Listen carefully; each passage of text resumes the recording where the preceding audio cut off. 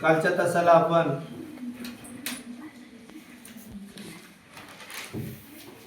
दोन मुख्य प्रकारापैकी अर्थालंकाराचे प्रकार पाहत आहोत.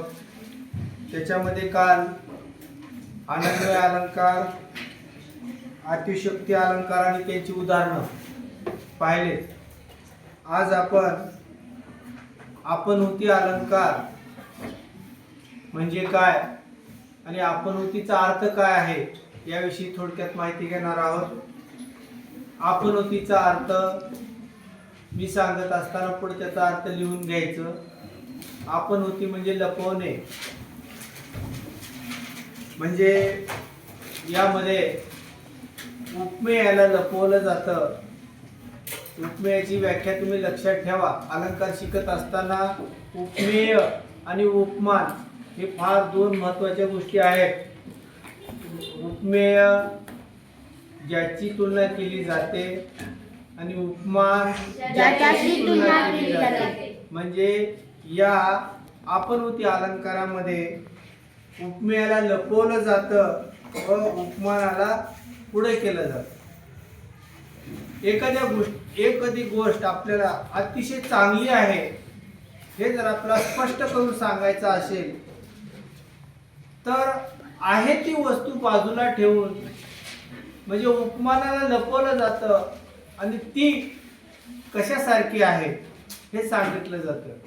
प्रत्येक आईवडिलाला आपलं मूल, आपली मुलगी हे कशी वाटते, जगात भारी वाटते.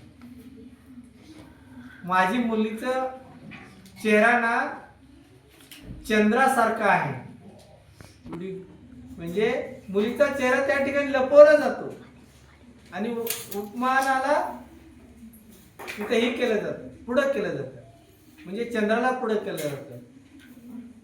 तुझे मुख म्हणजे चंद्रासारखेच. तुझे मुख म्हणजे जणू चंद्र.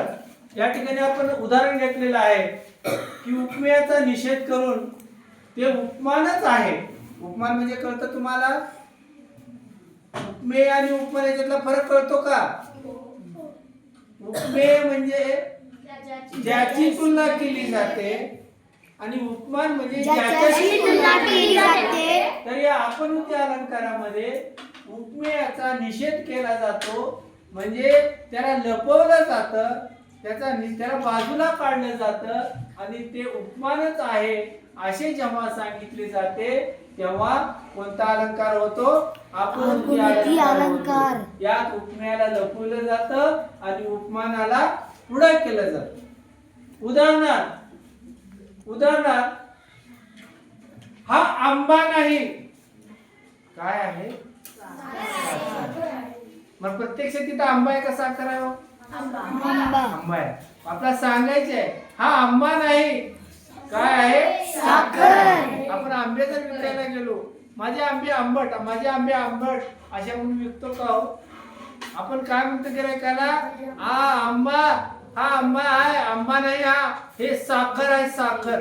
असं आपण त्यांना पटवून देण्याचा प्रयत्न करत असतो. म्हणजे याच्यामध्ये उपमानाला लपवलं जातं आणि उपमेयाला लपवलं जातं आणि उपमानाला पुढे केलं जातं. याच्यामध्ये आंब्यामध्ये आंबा हे उपमेय आहे आणि उपमान साखर आहे. या ठिकाणी हा आंबा नाही, काय आहे? साखर आहे. दुसरं उदाहरण, ओठ कशाचे?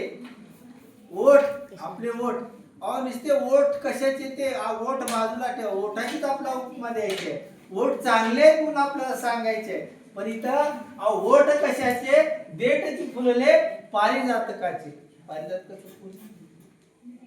ओठ कशाचे? देठची फुलले जणू काही पारिजातकाचे. आणि या ठिकाणी हा आपणहुती अलंकार म्हणजे या ठिकाणी उपमेयाला लपवलं जातं आणि उपमानाला पुढे केलं जातं. जणू काही हा आंबा नाही, साखरच आहे. ओठची कशाचे? देठची फुलले पारिजातकाचे. पुढचा अलंकार आहे अर्थांतरन्यास अलंकार. पुढचा अलंकार अर्थांतरन्यास अलंकार. जेव्हा विशेष उदाहरणावरून सामान्य सिद्धांत एखादी विशेष उदाहरण दिलं जातं आणि ते सामान्य सिद्धांत काढला जातो तेव्हा अर्थांतरण्यास अलंकार होतो. आता उदाहरणार्थ आपण पाहिलं, अहो कुणाचं कुणाहून काम राहतं का? कुणाचं कुणाहूनच काम राहत नाही. लहान बाळाचं सुद्धा काम राहत नाही, ते होऊन जातं. म्हणून आपल्याला उदाहरण दिले, रामकृष्ण आले गेले, त्यांच्या विना जग वस पडलं का? जग वस पडलं का? नाही. म्हणजे रामकृष्ण आले गेले त्या विना जग का वशीचे पडले. जग पळभर म्हणतील हाय हाय, मी जाता राहील कार्य काय. पळभर म्हणतील हाय हाय, मी जाता राहील कार्य काय. मी गेल्याच्या नंतर लोक थोडा वेळ काय करतील? हाहाळ करतील, आय आय म्हणतील समजा. पण मी गेल्याच्या नंतर माझं काम कुणीतरी करणारच आहे ना. म्हणून त्याला काय म्हणतात, जेव्हा विशेष उदाहरणावरून सामान्य सिद्धांत काढला जातो तेव्हा कोणता अलंकार होतो? अर्थांतरण्य अलंकार होतो.